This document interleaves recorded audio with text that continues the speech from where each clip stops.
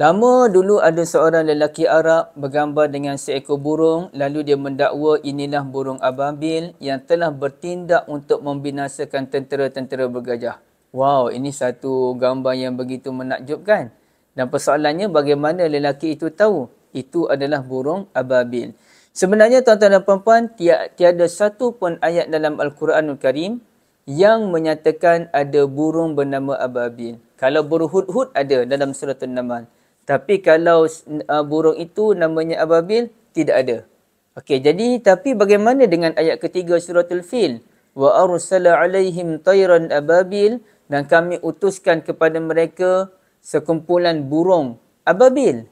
Jadi bukankah itu dalil ataupun bukti menunjukkan ada burung bernama ababil? Maka jawapannya adalah ababil dalam ayat ketiga itu bukanlah nama kepada burung. Ababil itu adalah nama formasi pergerakan burung itu sendiri. Bagaimana ada ulama menyatakan antaranya, ababil bererti sekumpulan burung yang datang daripada pelbagai arah. Ada yang datang daripada timur, selatan, utara, barat, menyebabkan tentera bergajah pening dengan serangan pelbagai arah.